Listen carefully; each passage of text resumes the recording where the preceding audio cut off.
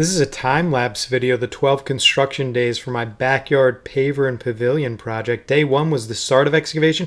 The most important thing here is to call 811 before you dig, at least 1 week. You want to avoid getting electrocuted by a power line or blown up by a gas line.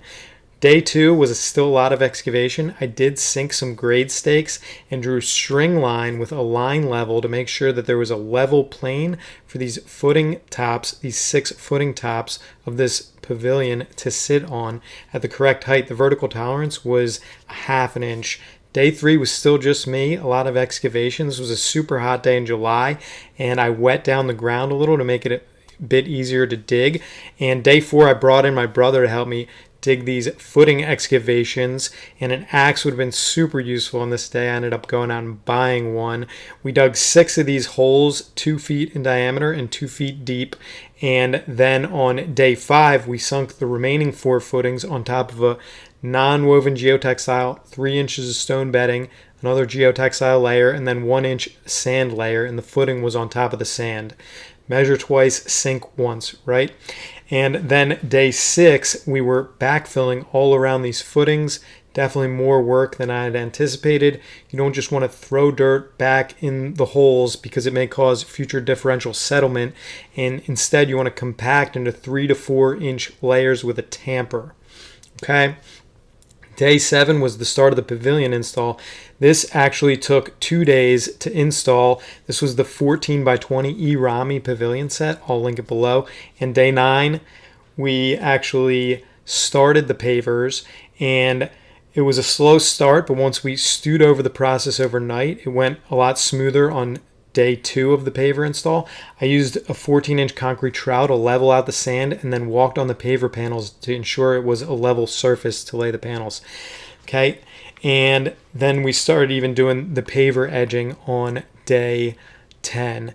And then, so day 11, we finished the edging install, and I cut the edging with the jigsaw. And then day 12, I just applied some sealant on the gaps of the pavilion because they were leaking.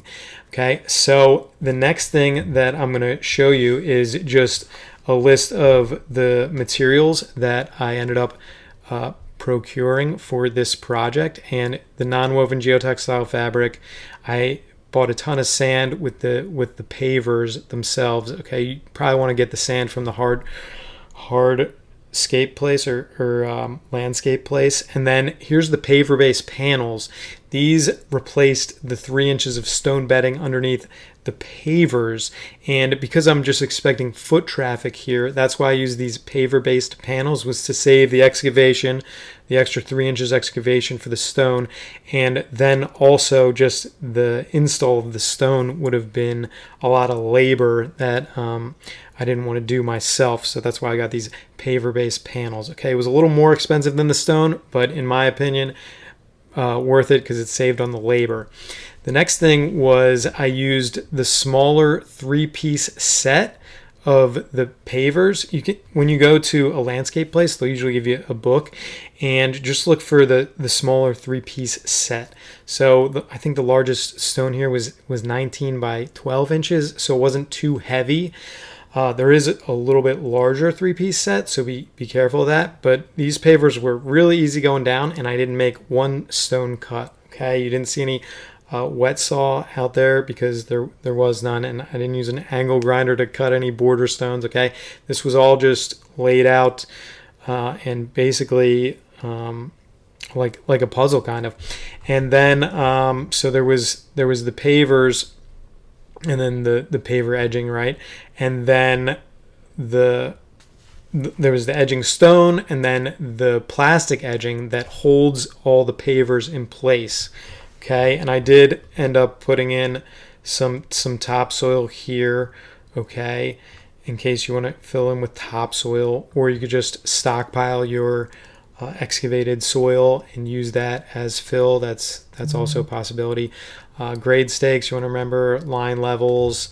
This was a super cool gorilla cart, I think it's called. I got it at Home Depot, and it was super useful for transporting the pavers and also dealing with the excavation of the soil. And I had a pickaxe and an axe and a tamper and a trowel. Okay, some optional things was a tiller. I did end up getting PVC pipes that I didn't even use because I could tell right away that I was going to run out of sand. So I actually skimped on the sand. It was probably only like a half an inch of sand. And then, yeah, you could probably skip the board too if you're just going with the half inch of sand. I leveled it, like I said, I leveled it with a trowel, and then I walked on it. I walked on the paver panel to just make sure it was level, and then, you know, anywhere it sunk in, I would just fill in a little more with sand and then trowel it down. Okay, here's the precast footing system that I used, and these I also ordered at Home Depot. Okay, I think they took about a week, so it's a little bit of a longer lead time. It was probably the longest lead time of any of these materials. The pavers were in the following 2 business days, and the pavilion, it said 2 to 7 business days for the shipping, but it ended up being 2 days for the pavilion. I got 2. So remember to put the threaded rod in first when you're putting these footings in. One of the times we did forget the threaded rod, which was really annoying because we had to lift this 120-pound footing out of the hole, which was very annoying. So definitely don't want to do that. And then some safety things. If you're going to leave the threaded rods overnight, get some rebar caps. I had to run out and get some of those. If there's any holes overnight, you want to cover it with plywood. And on construction sites, you know, you spray paint it with the word hole or something to make sure everyone knows that that's what it's covering. Okay, these footings were only 2 feet deep, so it wasn't a huge safety risk, but still, I didn't leave any holes overnight. I filled in all the holes that I was doing. The pavilion assembly equipment, I would get 2 ladders. I did try and outsource this completely, but there was only one guy that showed up, so we ended up helping the guy out a lot. And you want some drills and some star bits just in case you strip some of the screws, and some hex bits to screw in with the drill. And a hand cart is super useful as well. The total project was about $8,000 without any of the furniture under the pavilion. Okay, here's some of the before pics as you saw in the video, and then some of the after pics that you didn't really see in the video because it kind of just ended, but here's what it looks like now. So that, yeah, this is the actual thing. This kind of looks like the Irami picture. So it turned out really well. I'm super happy with it. And some lessons, some other YouTube videos I linked here. I can upload this as well as a document. I'll put in the description below links to that. And then some lessons learned. The Gorilla Cart's one of them. And let me just get my list out here. Some of the other lessons learned here was to remember the threaded rod goes in first for the precast footings. Okay, the paver base panels, important to save the excavation of the extra 3 inches, and then the 3 inches of stone that you really don't need if it's just foot traffic.